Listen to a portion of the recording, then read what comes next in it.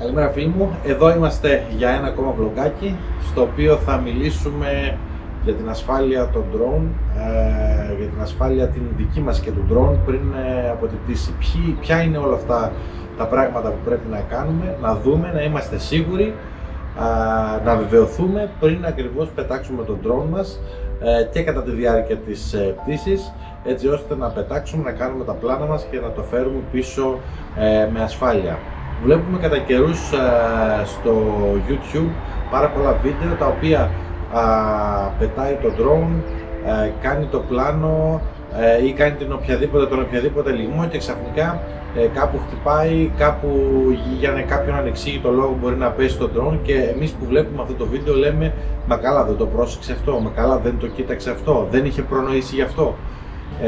Είναι πάρα πολλά τα λάθη τα οποία κάνουμε πριν από μια πτήση, πάρα πολλά τα πράγματα τα οποία αμελούμε και τα οποία δυστυχώς φέρνουν αυτό το αποτέλεσμα. Σηκώνουμε τον drone μας και πάνω που πάμε να κάνουμε το πλάνο μας ή το οτιδήποτε θέλουμε με τη συσκευή αυτή, πέφτει και καταστρέφει και τον drone αλλά και την ημέρα μας ουσιαστικά, αλλά και καταστρέφει τα πάντα. Οπότε πάμε να δούμε αναλυτικά ποιες είναι οι κινήσεις που πρέπει να κάνουμε πριν από την πτήση μας αλλά και κατά τη διάρκεια της πτήσης, για να φύγει το drone, να κάνει το πλάνο και να επιστρέψουμε πίσω στο σημείο που απογειωθήκαμε πάντα με ασφάλεια. Και όλα αυτά θα τα δούμε με απλά λόγια, χωρίς δύσκολους όρους, όπως κάνουμε πάντα σε κάθε βίντεο μας. Το πρώτο πράγμα που κάνω όταν επιλέξω ένα σημείο για να κάνω την πτήση μου, για να βιντεογραφήσω κάτι, είναι να το δω, να το εντοπίσω στο χάρτη. Βλέπω το σημείο που θέλω να πετάξω στο χάρτη και όπως έχουμε πει πάντα, τσεκάρω γύρω-γύρω αν υπάρχουν κάποια σημεία τα οποία μου απαγορεύουν την πτήση. Αεροδρόμια, σημεία στρατιωτικού ενδιαφέροντος ή το οποιοδήποτε σημείο που λόγω η αρχαιολογική υπηρεσία μας απαγορεύει, οποιοδήποτε σημείο να μην είναι το σημείο που θέλω να πετάξω, οποιοδήποτε σημείο που μου απαγορεύει την πτήση ή κάποιο σημείο φυσικά που χρειάζεται να πάρω άδεια, έτσι. Οπότε θα φτάσω στο σημείο, δεν θα έχω την άδεια και δεν θα μπορώ να πετάξω. Αν το εντοπίσουμε στο χάρτη και δούμε ότι είναι εντάξει, είναι ουσιαστικά σε πράσινο σημείο στο χάρτη, δεν υπάρχει κανένα πρόβλημα, μπορούμε να πάμε και να πετάξουμε. Οπότε αφού δούμε και εντοπίσουμε το σημείο μας ότι είναι όλα εντάξει, από την προηγούμενη μέρα το βράδυ φροντίζουμε οι μπαταρίες του drone να είναι 100% φορτισμένες. Να μην πάω στο σημείο δηλαδή και να έχω παράδειγμα 500 μέτρα απόσταση από το σημείο ή 200 μέτρα απόσταση από το σημείο και να έχω μια μπαταρία η οποία είναι φορτισμένη 35% και σκέφτομαι εγώ τώρα και λέω θα με πάει η μπαταρία στο σημείο. Το θέμα είναι ότι θα σε πάει, χρειάζεται να κάνεις και το πλάνο, το οποίο πλάνο μπορεί να μην το πετύχεις με την πρώτη φορά και χρειάζεται μετά να επιστρέψεις. Άρα είμαστε οριακά. Θα μπορούσαμε να έχουμε κάποια πτώση από μπαταρία, θα μπορούσε το drone να προσγειωθεί στο σημείο αναγκαστικά και να έχει κάτω, ας πούμε, κάποιο νερό, κάποιο ριάκι, κάποιο ποτάμι ή έστω και ένα κομμάτι θάλασσας και να καταστραφεί το drone. Θα μπορούν να γίνουν 1002, θα μπορούσε από κάτω να περνάει, να είναι κάποιος πεζόδρομος που περνάνε άτομα, έτσι, και να προσγειωθεί πάνω στον κόσμο. Μπορεί να γίνουν διάφορα πράγματα. Οπότε για να τα αποφύγουμε όλα αυτά, από την προηγούμενη λοιπόν, αφού ελέγξουμε το σημείο μας στο χάρτη και δούμε ότι μπορούμε πράγματι να πετάξουμε, φορτίζουμε τις μπαταρίες μας control και drone στο 100%. Και σημείωση για εσάς που έχετε χειριστήρια τα οποία παίρνουν το κινητό τηλέφωνο πάνω, φροντίζουμε και το κινητό τηλέφωνο να είναι φορτισμένο 100% πριν την πτήση, έτσι. Γιατί την ώρα που θα συνδέσετε το τηλέφωνο τραβάει, φορτίζει εκείνη τη στιγμή από την μπαταρία του χειριστηρίου. Αν το τηλέφωνο έχει 5% μπαταρία, θα βιάσει και την μπαταρία του χειριστηρίου. Οπότε φροντίζουμε και οι τρεις συσκευές να είναι φορτισμένες 100%. Στην περίπτωση που κάποιος έχει το χειριστήριο με την οθόνη πάνω, το RC2, φροντίζουμε οι δύο συσκευές μας να είναι 100% φορτισμένες. Τώρα έχουμε φτάσει στο σημείο που θέλουμε να κάνουμε την πτήση, έχουμε βγάλει τον εξοπλισμό μας από το αυτοκίνητο και έχουμε αναπτύξει το drone στις πλήρες διαστάσεις του. Δηλαδή είμαστε ακριβώς σε αυτό το σημείο. Μπορούμε να πετάξουμε κατευθείαν τον drone και να αρχίσει η πτήση? Όχι, δεν μπορούμε. Αυτό που πρέπει να κάνουμε είναι να τσεκάρουμε τις προπέλες του drone για τυχόν σπασίματα, τυχόν έτσι στρεβλώσεις που μπορεί να έχει.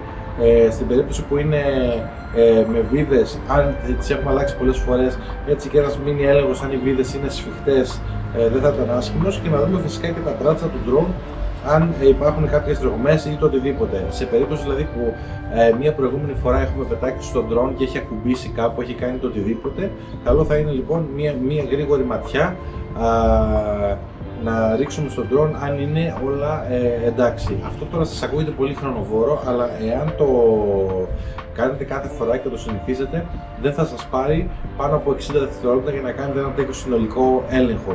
Οπότε ρίχνουμε μια ματιά στον drone αν είναι εντάξει, και αν είναι εντάξει οπτικά, μπορούμε να προχωρήσουμε στο επόμενο σημείο μας.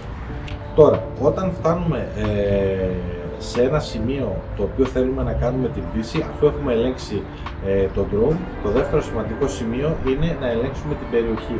Δηλαδή, ακριβώς στο σημείο που πετάμε, τι υπάρχει στην περιοχή? Υπάρχουν ψηλά κτίρια, υπάρχει ένα ψηλό κτίριο, δύο ψηλά κτίρια τα οποία πρέπει να έχουμε κατά νου. Υπάρχουν, ανάλογα με το ύψος που θα πετάξουμε, αν θα πετάξουμε χαμηλά, πρέπει να δούμε τυχόν δέντρα, ψηλούς θάμνους, και πολύ σημαντικό, προσέχουμε πάρα πολύ τα καλώδια του ρεύματος, τα καλώδια της ΔΕΗ. Ένα ψηλό κτίριο μπορεί να το πιάσουν οι αισθητήρες και να σταματήσουν. Τα δέντρα μπορεί να το πιάσουν οι αισθητήρες, σε όσους έχετε drone με αισθητήρες. Αν μιλάμε για μια πιο παλιά γενιά mini, όπως είναι το mini 1, δεν έχει αισθητήρες αποφυγής εμποδίων. Αλλά ακόμη και το mini 4 Pro ή το mini 3 που υπάρχουν αισθητήρες αποφυγής εμποδίων, μπορεί να σταματήσει. Στα καλώδια της ΔΕΗ, που προσέχουμε 2 και 3 φορές για τα καλώδια της ΔΕΗ, είναι πολύ σημαντικά να τα βλέπουμε, διότι πολλές φορές, επειδή είναι λεπτά, μπορεί κάποιος αισθητήρας να μην τα πιάσει ή να τα πιάσει τελευταία στιγμή για να μην προλάβει τον drone να σταματήσει. Οπότε τσεκάρουμε πάντα την περιοχή γύρω για ψηλά κτίρια, για κτίρια τα οποία θα είναι εμπόδιο στην πορεία μας, γιατί βλέπουμε ότι υπάρχει το χ σημείο ενδιαφέροντος. Εγώ θα έρθω από εδώ, θα κατέβω, θα κάνω ένα πλάνο. Σε αυτή την πορεία λοιπόν που θα διαγράψουμε, να δούμε πού κοντά μπορεί να είναι το οποιοδήποτε κτίριο ή το οποιοδήποτε δέντρο, ή ακόμα για τα καλώδια της ΔΕΗ, όπως είπαμε, τα οποία μπορεί να μας προβληματίσουν. Με ένα λάθος χειρισμό να μην πάμε και βρούμε εκεί πάνω και πέσει το drone και έχουμε όλα τα προβλήματα που μπορεί να έχουμε. Οπότε καλό τσεκάρισμα την περιοχή για να δούμε ποια αντικείμενα μπορεί να μας προκαλέσουν πρόβλημα. Τσεκάροντας τα αντικείμενα βρίσκουμε και το πιο ψηλό κτίριο. Π.χ. ας πούμε ότι σε αυτή την περιοχή το πιο ψηλό κτίριο είναι το κτίριο που βλέπουμε απέναντι. Υπολογίζω εγώ και λέω ότι αυτό το κτίριο μπορεί να είναι 20 μέτρα. Γιατί τον κάνω αυτόν τον υπολογισμό? Αν είναι 20 μέτρα αυτό το κτίριο, σε περίπτωση που έχω βάλει το drone, στην περίπτωση που χαθεί το σήμα ή γίνει το οτιδήποτε, να επιστρέψει στο σημείο απογείωσης, μέσα στο control υπάρχει η επιλογή στα πόσα μέτρα να ανέβει το drone για να επιστρέψει στο σημείο απογείωσης. Οπότε αυτό θα το βάλουμε λίγα μέτρα επάνω από το ψηλότερο κτίριο, διότι αν εγώ πάω σε εκείνο το κτίριο, πετάω εκεί πέρα από την πίσω μεριά και είμαι πιο κάτω από το κτίριο και χαθεί το σήμα και έχω ρυθμίσει να επιστρέφει παράδειγμα στα 30 μέτρα, το drone επιστρέφοντας στο σημείο απογείωσης θα χτυπήσει πάνω στο κτίριο. Οπότε αν αυτό το κτίριο είναι 20 μέτρα, εγώ θα βάλω την επιστροφή στο σημείο απογείωσης στα 50 μέτρα, οπότε το drone θα ανέβει στα 50 μέτρα και θα επιστρέψει στο σημείο απογείωσης προσπερνώντας και το πιο ψηλό εμπόδιο. Έτσι θα είμαι σίγουρος ότι εάν χαθεί το σήμα οπουδήποτε είμαι γύρω από το σημείο που κάνω το βίντεό μου, που κάνω την πτήση μου και τραβάω το βίντεό μου, θα περάσει πάνω και από το πιο ψηλό εμπόδιο και θα έρθει ακριβώς στο σημείο που βρίσκομαι και θα προσγειωθεί με ασφάλεια. Οπότε δεν θα υπάρξει κανένα απολύτως πρόβλημα. Άρα, το δεύτερο λοιπόν πολύ σημαντικό είναι τσεκάρουμε περιβάλλον για ψηλά κτίρια, το οτιδήποτε, το νου μας 1000 φορές στα καλώδια της ΔΕΗ και ρυθμίζουμε με το σωστό τρόπο το ύψος της επιστροφής στο σημείο απογείωσης που βρίσκεται μέσα στο χειριστήριό μας. επιτόπου στο σημείο, αφού έχω φτάσει και λίγες στιγμές πριν απογειωθώ, αφού έχω κάνει όλους τους ελέγχους που είπαμε πριν, τσεκάρω φυσικά τον καιρό.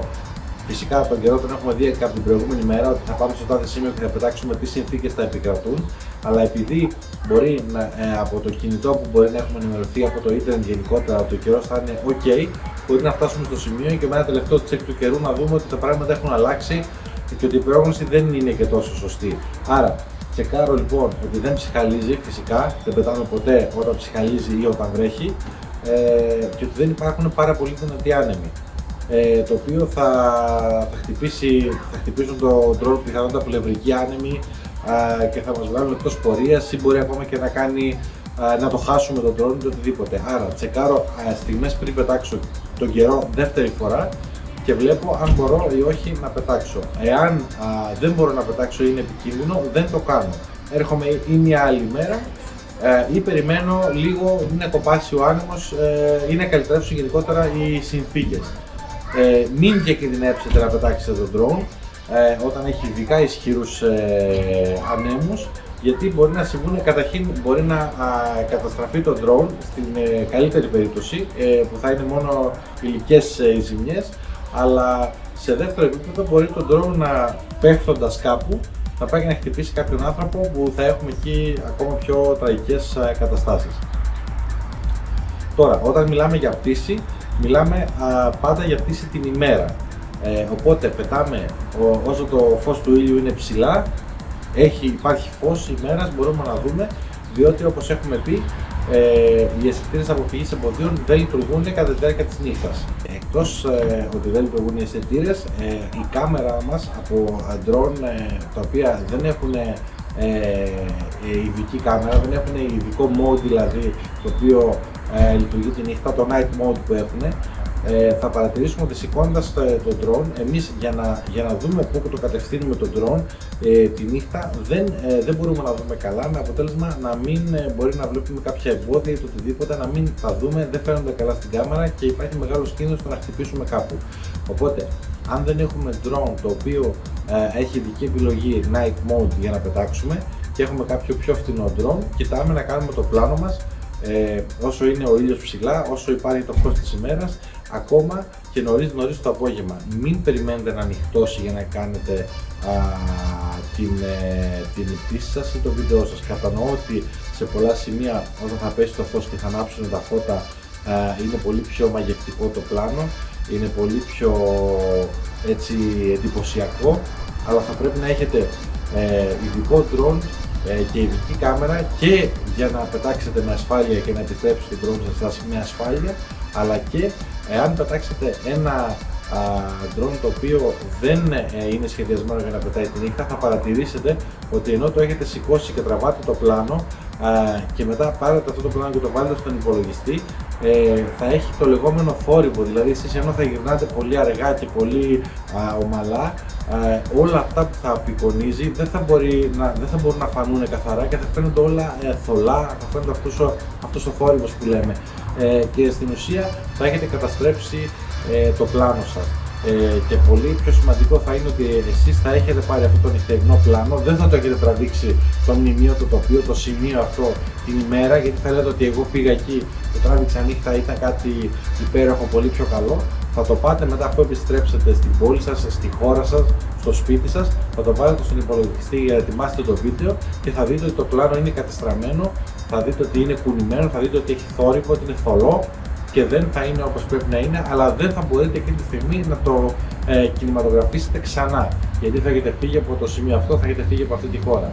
Οπότε και για την ασφάλεια του πλάνου και για την ασφάλεια του drone και για την ασφάλεια όλων όσων θα είναι εκεί πέρα, δεν πετάμε τη νύχτα, εκτός αν το drone μας δεν έχει προδιαγραφές για να πετάει τη νύχτα. Όπως είναι ένα drone, το Mini 4 Pro που έχουμε πει, που έχει night mode, μπορεί να σηκωθεί, να πιάσει τους δορυφόρους του, να λειτουργούν οι αισθητήρες του όπως πρέπει να λειτουργούν και το βάζουμε σε night mode και το φως το πολλαπλασιάζει και βγάζει καθαρά τα πλάνα. Σε άλλη περίπτωση μπορούμε να το κάνουμε με διάφορα εφέ, να πάμε όταν έχει σούρκο και να το βοηθήσουμε λιγάκι. Φαίνονται πάλι εξίσου εντυπωσιακά τα πλάνα και δεν χρειάζεται να κάνουμε πράγματα τα οποία είναι επικίνδυνα. Πάμε τώρα σε ένα άλλο τρόπο με τον οποίο πετάνε τα drone και έχουμε δει διάφορες πτώσεις.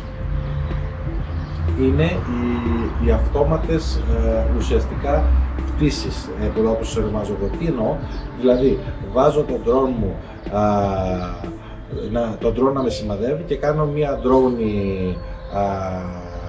πτήση, δηλαδή ή βάζω τον drone να απομακρύνεται από εμένα κατά πίσω και να συνεχίζει να με τραβάει, ή το βάζω ακριβώς από πάνω μου με την κάμερα κάθετα και να σηκώνεται αυτόματα και να τραβάει το πλάνο. Όταν το βάζω από πάνω μου το drone και αυτό σηκώνεται ψηλά στον ουρανό, είναι πολύ πιο λίγες οι πιθανότητες να πέσει. Όμως, όταν είμαστε σε ένα σημείο το οποίο το drone είναι απέναντί μου ουσιαστικά και με κοιτάει και ξεκινάει η πτήση κατά πίσω, η τυφλή πτήση του drone και αρχίζει και ανεβαίνει, υπάρχει περίπτωση από πίσω να έχει κάποιο δέντρο, να έχει κάποιο εμπόδιο, κάποια πολυκατοικία. Το drone πηγαίνοντας έτσι κατά πίσω, πηγαίνει, δεν μπορεί να αντιληφθεί, ειδικά δεν έχει και αισθητήρες 360, ότι από πίσω υπάρχει εμπόδιο, και εγώ επειδή κοιτάζω να είμαι μέσα στο πλάνο και να τραβήξω αυτό που θέλω και από πίσω μου και εγώ να είμαι όπως πρέπει να είμαι, δεν παρακολουθώ ότι το drone πάει να πέσει κάπου. Το drone χτυπάει, πέφτει, καταστρέφεται το πλάνο, καταστρέφεται το drone και τελειώσαμε. Το ίδιο και σε πολύ πιο μεγάλη συχνότητα εμφανίζεται στα drone που έχουν follow me. Βάζει τον drone να τον ακολουθεί, ή βάζει τον drone να είναι πλάγια, ή βάζει ακόμα τον drone να κάνει γύρω από το σημείο ενδιαφέροντος. Π.χ. είμαι εγώ και το σημείο ενδιαφέροντος τώρα αυτού του πλάνου, βάζω τον drone, κάνει τον drone γύρω, δεν παρατηρώ όμως ότι από αυτό το σημείο, από αυτή τη μεριά υπάρχει ένα δέντρο. Όλα καλά, ξεκινάει, περνάει από μπροστά μου, μόλις πηγαίνει δεξιά μου, χτυπάει, πέφτει.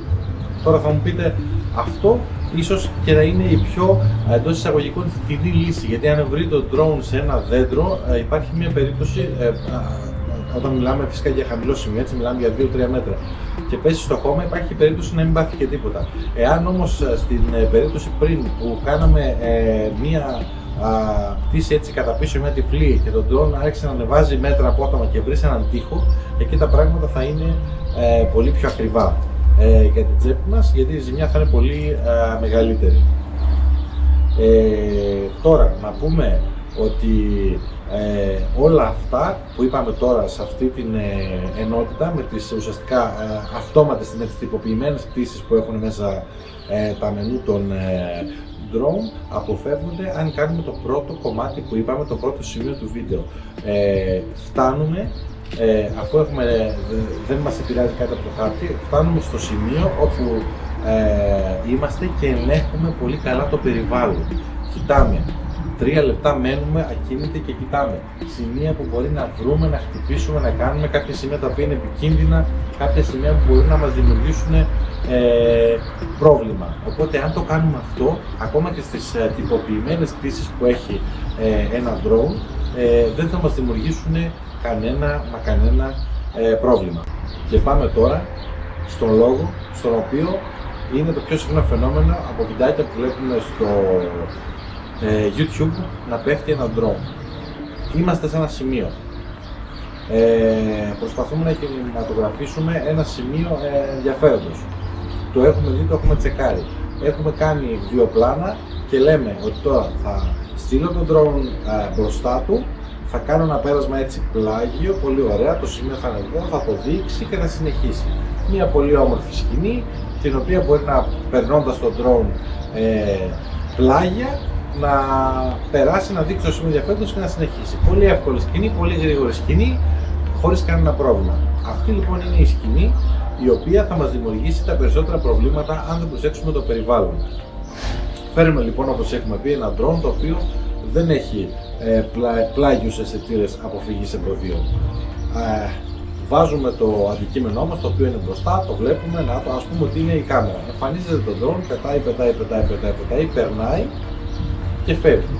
Όμως δεν έχουμε παρατηρήσει πάλι σωστά το περιβάλλον και εμείς την ώρα που τραβάμε ευθεία, βλέπουμε λοιπόν από το control μας τι έχει μπροστά, δεν μπορούμε να παρατηρήσουμε τι είναι στα αριστερά μας, αριστερά το drone το οποίο πετάει, το οποίο επειδή δεν βλέπουμε τίποτα συνεχίζει, από την κάμερα φαίνεται όλα καλά γιατί εμείς κοιτάμε μπροστά εδώ υπάρχει ένα εμπόδιο, χτυπάμε και πέφτουμε.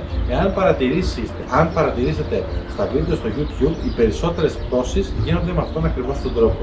Θεωρείται ότι είναι το πιο εύκολο πλάνο, το πιο γρήγορο πλάνο, πολύ όμορφο πλάνο, το οποίο μπορούμε, αν σηκώναμε και λίγο τα καρέ, να το κάνουμε και στο μοντάζ σε μια πιο αργή κίνηση.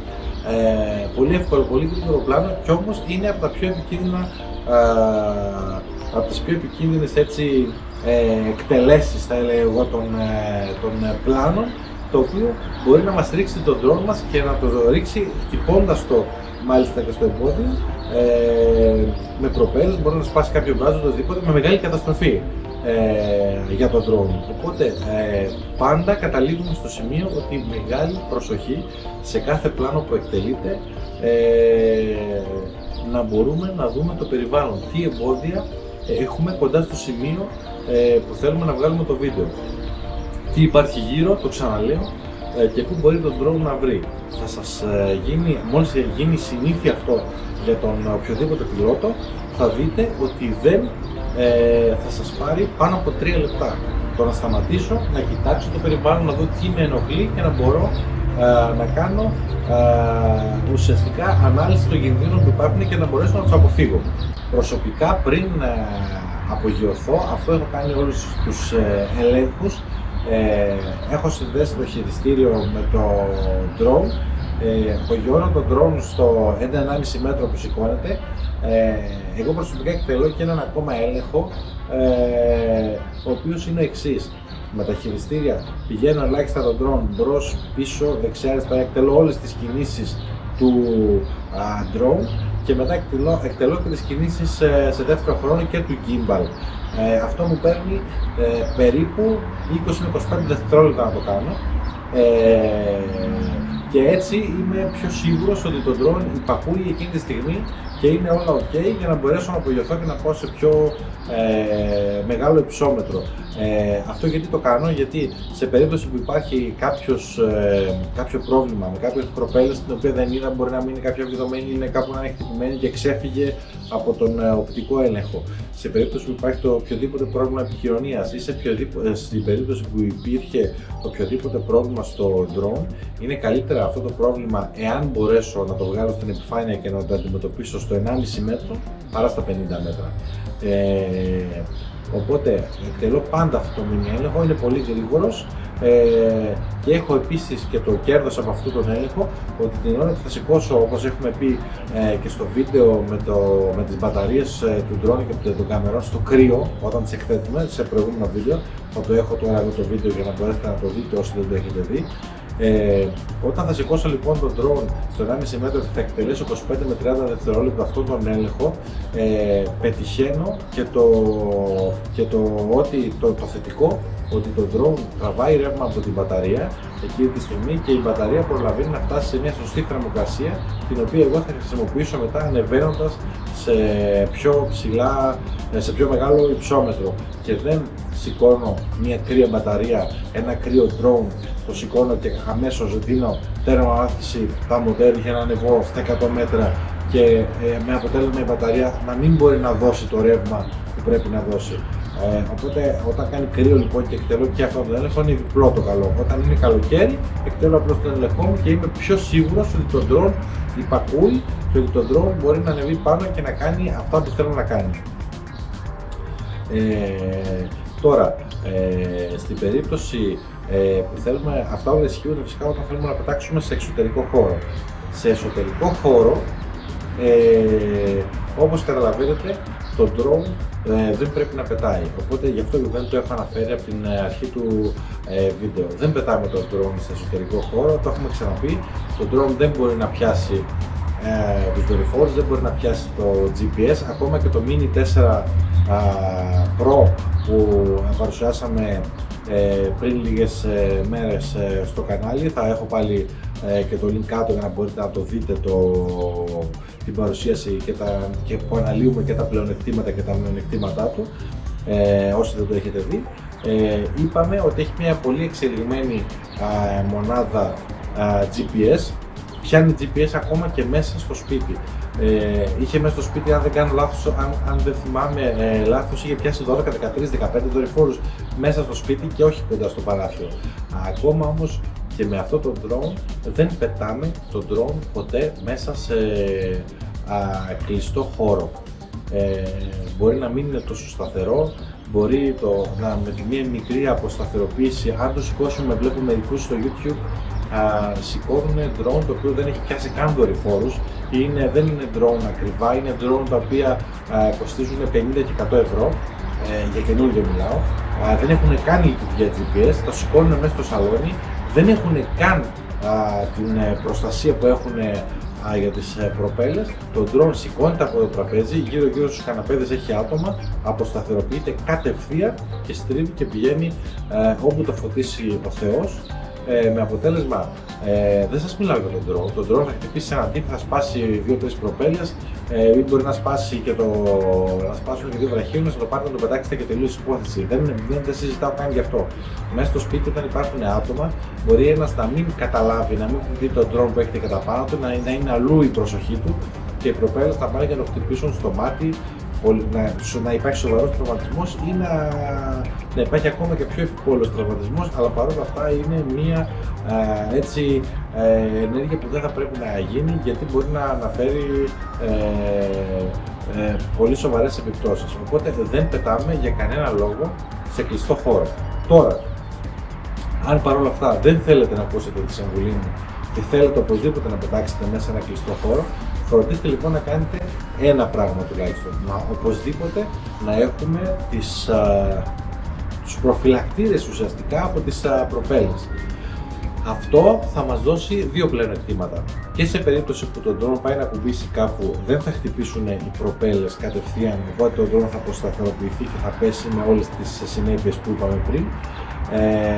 Αλλά και δεν θα καταστραφεί το ίδιο το drone, το οποίο είναι, σας το ξαναλέω, σε περίπτωση αποσταθεροποίησης ενός drone μέσα σε ένα σπίτι, το drone μπαίνει σε δεύτερη μοίρα. Το θέμα είναι πού θα πέσει ή πού θα φύγει, να μην χτυπήσει κάποιον άνθρωπο. Οπότε, εάν είναι να πετάξετε οπωσδήποτε σε κλειστό χώρο και δεν θέλετε να ακούσετε τη συμβουλή μου στο να μην πετάτε εκεί, οπωσδήποτε βάζουμε στο drone τις προπέλες, τους προφυλακτήρες από τις προπέλες για να μην μπορεί να κουμπίσει κάπου και στα 4 σημεία, για να μπορεί να πετάει με όσο το δυνατόν περισσότερη ασφάλεια γίνεται. Και φυσικά, τελευταίο και σημαντικότερο, άφησα αυτό που όλοι μπορείτε να φανταστείτε: την πτήση πάνω από κόσμο, την πτήση πάνω από πλήθος. Τι σημαίνει αυτό? Έχω φτάσει πάλι λοιπόν σε ένα σημείο, ξέρω ότι θα κινηματογραφήσω το χ μνημείο. Αγαπημένο μνημείο όλων όσων κινηματογραφούν, ένα από τα σημαντικά μάλλον, είναι στο Παρίσι, ο πύργος του Άιφελ. Έχω φτάσει λοιπόν μέσα στον πύργο του Άιφελ, άσχετο το οποίο μπορεί να απαγορεύεται η πτήση ή όχι. Έχουμε δει στο YouTube πάμπολα βίντεο το οποίο πετάνε εκεί πέρα. Ένα τέτοιο μνημείο μπορεί να είναι στην Αγγλία, ο Big Ben ή το London Eye. Θα μπορούσα να σας το πάω σε ελληνικά έτσι, μνημεία. Στη Θεσσαλονίκη θα μπορούσε να είναι ο Λευκός Πύργος, θα μπορούσε να είναι διάφορα τέτοια μνημεία τα οποία έχουν από κάτω κόσμο. Κυκλοφορεί κόσμος, είναι οι λεγόμενοι στα ελληνικά που λέμε υπερατζάδα. Υπάρχουν πεζόδρομοι, υπάρχουν πράγματα τα οποία θέλει ο άλλος από κάτω να περπατήσει, και φτάνεις σε ένα σημείο και λες ότι εγώ θέλω να κινηματογραφήσω το Λευκό Πύργο, όπως έχουμε δείξει, θα δείτε τώρα στο βίντεο. Θα μπορούσαμε πολύ απλά να περνάμε το drone από πάνω, να κάνουμε διάφορες πτήσεις, οι οποίες από κάτω έχει πάρα πολύ κόσμο και δεν μας ενδιαφέρει τίποτα. Επικίνδυνο και δεν είναι σωστό να το κάνεις. Πάμε τώρα παρακάτω. Μία λύση θα μπορούσε να ήταν, όπως έχουμε πει σε διάφορα βίντεο, να πάμε πολύ πρωί, αφού έχουμε φτάσει στην πόλη, και να πούμε ότι αυτό το μνημείο και εκείνο το μνημείο, ή παράδειγμα στη Θεσσαλονίκη το άγαλμα του Μεγάλου Αλεξάνδρου, έχει πάρα πολύ κόσμο από κάτω, δεν θέλω να κάνω πτήση πάνω από πολύ κόσμο, να πάω 7 η ώρα το πρωί, να πάω 8 η ώρα το πρωί. δεν θα υπάρχει τόσο χρόνο, θα μπορέσουμε να κάνουμε το πλανάκι μου και τελείωσε η δουλειά όλοι. Αν όμως το πρόγραμμά μας δεν μπορεί να το υποστηρίξει αυτό και πρέπει το πλάνο να το κάνουμε οπωσδήποτε τη στιγμή που έχουμε φτάσει εκεί, 2 ώρα, 3 ώρα το μεσημέρι, 12 η ώρα, 5 ώρα το απόγευμα που ο κόσμος είναι πάρα πολύ, θα πρέπει να πάρουμε μερικούς κανόνες ασφαλείας. Τι πρέπει να κάνουμε λοιπόν? Πρώτον, θα δούμε πώς μπορεί αυτό το μνημείο μας, το χύψη μνημείο μας είναι εδώ, το σημείο ενδιαφέροντος είναι εδώ, παράδειγμα. Δεν χρειάζεται το drone να κολλήσει πάνω και από κάτω να είναι ο πεζόδρομο. Θα πάει το drone λίγο πιο πίσω, να πετάει και θα μπορέσει να κάνει όλα τα πλάνα σε απόσταση, σε γωνία, ούτως ώστε από εκεί πάνω που περνάει να μην έχει από κάτω κόσμο. Και θα μου πείτε τώρα, για ποιο λόγο να μην έχει από κάτω κόσμο, τι σημασία έχει? Τι σημασία έχει? Στο drone μπορεί να ξεβιδωθεί μια προπέλα, να σπάσει μια προπέλα, να περάσουν σε 10 σημεία, υπάρχουν πάρα πολλά πουλιά. Θα μπορούσε να περάσει ένα πουλί να χτυπήσει το drone και το drone να φύγει κάτω. Θα μπορούσε να βραχικυκλώσει μια μπαταρία και να πέσει κάτω. Θα μου πείτε τώρα εσείς, πόσο πιθανό είναι να συμβούν όλα αυτά? Μέχρι να συμβούν, κανείς δεν πίστευε ότι μπορεί να συμβεί. Όμως από τη στιγμή που έχει συμβεί μία φορά, 2 φορές, 10 φορές, μπορεί να γίνει και 11 και 12 και 13 φορές. Εμείς, αν πάρουμε τα μέτρα ασφαλείας που πρέπει να πάρουμε, δεν θα έχουμε κανένα πρόβλημα. Άρα λοιπόν, κοιτάζουμε να κάνουμε τα πλάνα μας λίγο πιο μακρινά, να μπορεί το drone να περνάει πάνω από σημεία που από κάτω είναι διαφορετικό το να έχει 2, 5, 10 διάσπαρτα άτομα και είναι διαφορετικό το να έχει 500 άτομα. Καταλαβαίνετε ότι στη δεύτερη περίπτωση, αν πέσει το drone, είναι βέβαιο ότι θα πετύχει κάποιον και είναι βέβαιο ότι θα το τραυματίσει σοβαρά. Γιατί ένα drone το οποίο ζυγίζει 200 γραμμάρια, 300 γραμμάρια και 500 γραμμάρια, ζυγίζει εδώ. Αν αυτό το drone είναι στα 100 μέτρα και σου έρθει στο κεφάλι, δεν θα πάτε ζημιά ανάλογη των 200 γραμμαρίων, θα πάτε ζημιά ανάλογη του 1 κιλού ή του 1,5 κιλού. Επίσης, δεν σημαίνει ότι όλοι οι οποίοι μπορεί να δεχτούμε ένα drone στο κεφάλι μπορεί να είμαστε και άνθρωποι οι οποίοι δεν παθαίνουν τίποτα, ενώ δηλαδή πιο σκληραγωγημένοι, αλλά μπορεί να βρούμε και έναν παππού ή μια γιαγιά στο κεφάλι ή ακόμα και ένα παιδάκι. Οπότε μην σκέφτεστε πολλά και λέτε έλα μωρέ, δεν θα συμβεί σε μένα, και μην εκτελείτε πτήσεις, πλάνα, μην εκτελείτε πάνω από πλήθος κόσμου, στο οποίο αν θα γίνει ένα χτύπημα, μια στραβή, δεν θα μπορέσετε ακριβώς να χειριστείτε τον drone για να έστω να μπορέσετε να το ρίξετε κάπου που δεν θα έχει κόσμο και θα είναι οι επιπτώσεις λιγότερες. Όταν βλέπετε όχλο είναι πολύ δύσκολα τα πράγματα, οπότε μην επιλέγετε να πετάτε ακριβώς πάνω από τον όχλο. Φέρνετε τον drone σε ένα σημείο λίγο πιο δεξιά, λίγο πιο αριστερά, που υπογωνία θα μπορέσετε να εκτελέσετε το πλάνο σας και να είναι όλα εντάξει. Τώρα, εάν μας έχει ζητηθεί το να καλύψουμε σε ερασιτεχνικό επίπεδο ένα γάμο, παράδειγμα, και πρέπει το drone να περάσει πάνω από τον όχλο για να δείξουμε κάποια πλάνα πιο έτσι ζωντανά και να κάνουμε διαφορετικό πλάνο, αν πρέπει οπωσδήποτε να το κάνετε και δεν θέλετε να το αποφύγετε και δεν μπορείτε να το αποφύγετε γιατί σας έχει ζητηθεί, τότε θα σας πρότεινα το εξής: εκτελέστε αυτό το πλάνο μία και μοναδική φορά, βλέποντας πάρα πολύ καλά το περιβάλλον, όπως έχουμε πει, να μην έχει, όπως είπαμε πριν, σύρματα, να μην υπάρχουν κεραίες, να μην βρείτε σε κάποιο μπαλκόνι ή το οτιδήποτε, για να είναι η πτήση σας όσο πιο ασφαλής γίνεται. Κάντε αυτό το πράγμα, το πέρασμα ουσιαστικά να διαρκέσει όσο το δυνατόν πιο λίγο, όχι όμως το να πάρετε φόρα, να έχετε βάλει το drone στο σπορ και να περάσετε με 1000 από πάνω. Δεν εννοώ αυτό, εννοώ το να πηγαίνετε αργά, να κάνετε ένα πέρασμα και γρήγορο, να μην σταματήσει τον drone από πάνω και αρχίζει τις κυκλικές κινήσεις, γιατί όσο πιο πολλή ώρα μείνετε από πάνω, τόσο πιο πολλά προβλήματα μπορεί να δημιουργηθούν και τόσο πιο πολλά προβλήματα θα έχουμε να αντιμετωπίσουμε. Οπότε βάλτε το drone στο cine mode ουσιαστικά, να πετάει αργά σταθερά για να μπορέσουμε να βλέπουμε τα πράγματα, να περάσουμε πάνω από το πλήθος, να τραβήξουμε το πλάνο μας και να φύγουμε πολύ ωραία. Μία φορά κάντε το πλάνο σας και μην πετάτε πάρα πολύ χαμηλά. Δηλαδή, όταν το πλήθος είναι στο έδαφος, μην θέλετε να περάσετε 1-1,5 μέτρο πάνω από το πλήθος, γιατί τη στιγμή που γίνονται όλα αυτά μπορεί κάτι να τραβήξει την προσοχή σας και να μην βλέπετε στον drone. Το drone μπορεί να κατέβει εκείνη τη στιγμή πιο κάτω ή να γίνεται οτιδήποτε. Διαλέξτε να περάσετε 5, 6 ή και 10 μέτρα πάνω από το πλήθος, που πάλι είναι πολύ χαμηλά και ούτε αυτό θα το συνιστούσα. Αλλά μη σας ακούγονται 10 μέτρα είναι πάρα πολύ ψηλά. Για να περάσει πάνω από το πλήθος δεν είναι πολύ ψηλά. Είναι ένα ύψος ασφαλείας, θα έλεγα, που μπορείς να περάσεις χωρίς να ενοχλείς κάποιον. Κάντε ένα γερμανικό πέρασμα και σταματήστε το μέχρι εκεί. Έχουμε δει πάρα πολλές φορές σε συγκεντρώσεις και γάμους να συμβαίνει κάτι στραβό με τον drone και τον drone να καταλήγει πάνω στο πλήθος. Μπορούν να γίνουν πολλοί πράγματα τα οποία είναι πολύ άσχημα με ένα drone το οποίο πέφτει. Ας μην διακινδυνεύσει κάποιος και ας μην χαλάμε την στιγμή κανενός. Οπότε και αυτά με το πλήθος, μεγάλη προσοχή. Από τη στιγμή πριν πετάξουμε να τσεκάρουμε ακριβώς πού θα πετάξουμε, πού έχει πλήθος, για να μπορέσουμε να κάνουμε στο μυαλό μας το πλάνο ουσιαστικά που θα πάρει το drone, πώς θα βρεθεί, πού θα πετάξει και πώς θα επιστρέψει πίσω. Τώρα, το τελευταίο που ήθελα να πω είναι στους κανόνες ασφαλείας. Βλέπω πάρα πολύ συχνά σε βίντεο στο YouTube να το απογειώνουν το drone από το χέρι τους. Αυτό πρέπει να έχεις μια αλφα εμπειρία για να το κάνεις, αλλά και το βρίσκω και λίγο αχρίαστο. Μπορείς να το απογειώσεις από το δρόμο, από το πεζοδρόμιο, κάπου το οποίο να έχει μια επίπεδη επιφάνεια, το να μην είναι χόρτα και αρχίζει τον drone γυρνώντας σε προπέλες να κόβει τα χόρτα. Προς Θεού, έτσι, από μια επίπεδη επιφάνεια μπορεί το drone να απογειωθεί και να μην έχουμε κάποιο πρόβλημα. Βλέπω επίσης και κάποιους έρχεται το drone, επιστρέφει και θέλουν να το πιάσουν με το χέρι για να προσγειωθεί στο χέρι τους.